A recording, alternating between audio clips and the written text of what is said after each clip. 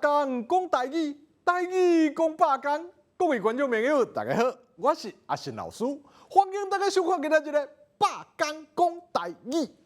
今仔日啊，咱要和大家分享的主题是食喜酒讲台语。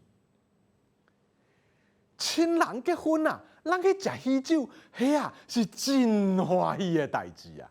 啊，食喜酒的场地一般来讲有两种啊，有的人介意伫饭店内面，讲安尼啊较气派佮方便；也有人啊介意办桌，啊就是华语讲的流水席，讲这啊较实际，平平共款的钱了啊，用用会较好。总是啊，无论是倒一种，咱去参加的人啊，祝贺。替新郎新娘欢喜的心意，迄啊是袂改变的啦。那呢，食喜酒会用到什么款的台语对话咧？今仔日咱的百讲讲台语啊，特别来和观众朋友做伙来分享相关的句型。咱讲啊，一般的办桌，无论是伫餐厅还是大布棚，拢会有座位的安排啊。迄什么人坐倒位，事先啊，都拢有按算。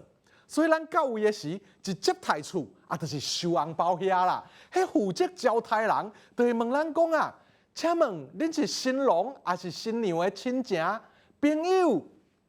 这时啊，咱就当应讲，阮是倒一边的亲情，请问阮要坐倒一桌？安尼啊，招待人就会甲咱讲啊，来这边请，我来甲恁带咯。安尼啊。因就会带人去安排好的迄桌咯。等咱坐落来了后啊，服务生就会来问咱讲：请问要爱酒还是果汁？这时咱就会当就咱介意的甲因讲，还是讲啊，敢有烧茶还是白滚水？安尼嘛会使。有时啊，咱坐迄桌人较济啊，迄碗池无够。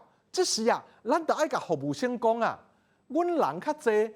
敢会当替阮加一双箸、一副碗盘啊？但一切拢超好势，说落来啊，就是等新郎新娘来行红地毯咯。新郎新娘要入来的时啊，司仪会话讲：新郎新娘要入场啊，请大家紧来中，甲因翕相。就安尼啊，规个婚礼仪式就会照顺序一项一项进行落去。最后啊，食饱以后，咱会记得要离开的时，爱去找新郎新娘做伙翕相，祝因啊永远美满，永远幸福哦。